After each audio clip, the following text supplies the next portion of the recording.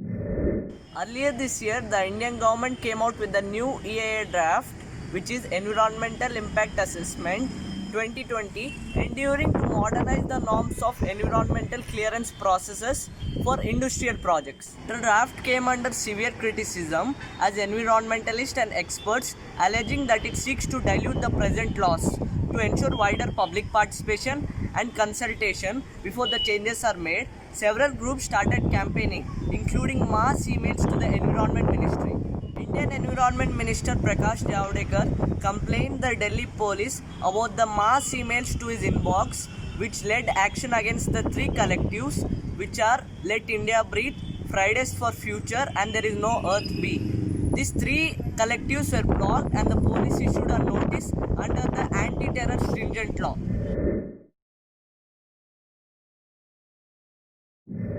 EIA stands for Environmental Impact Assessment. Is a process of evaluating the likely impacts of a proposed project or development.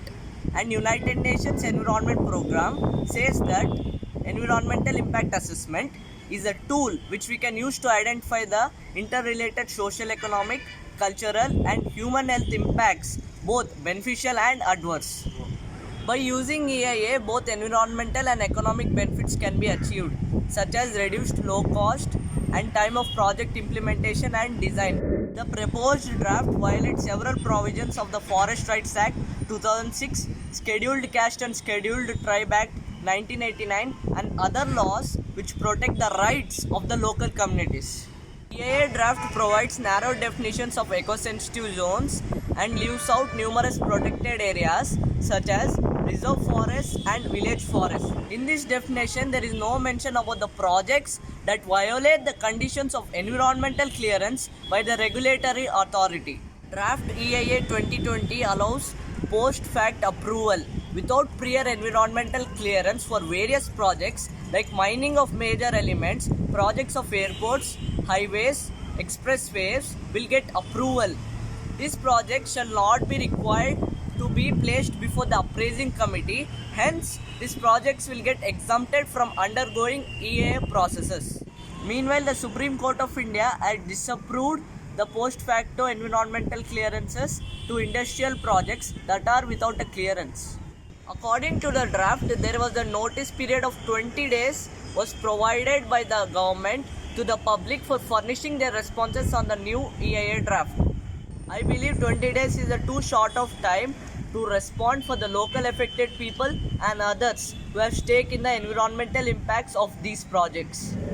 Due to deforestation and also habitual loss of ecologically connected biodiversity, including us, will increase and extinction will be faster as well. All of this will lead to a more breakdown of environmental and ecological balance, which will ultimately lead to the catastrophe of global warming. Due to extreme weather events like super cyclones, floods, droughts, we will lose our healthy environment, which will lead to emergence of insects like locusts, heading to food scarcity. There should be enough time for proper evaluation rather than compromising with the natural environment and risks for the common people. There should be a clear definition in the EIA draft 2020 about eco-sensitive zones. There should be a provision for the functioning of the environmental experts and scientists in the environmental clearance processes. Every project should undergo environment clearance processes and environment impact assessment as well. All EIA documents and applications should be made public at the earliest, and also there should be a notice period of enough time so that the people could represent their point of views towards this draft. EIA draft should be translated in every language and there should be some sort of representation so that the common people can understand easily. What I feel about the protest regarding the EIA draft was totally correct, because if people had not showed any concern in the first place, there would have been too much chaos and disasters in the environment and social department. I hope that the government takes the recommendations and suggestions of the EIA draft and bring in changes where it is creating issues. Let's create a better future for our upcoming generations where they can live in a good and sustainable environment.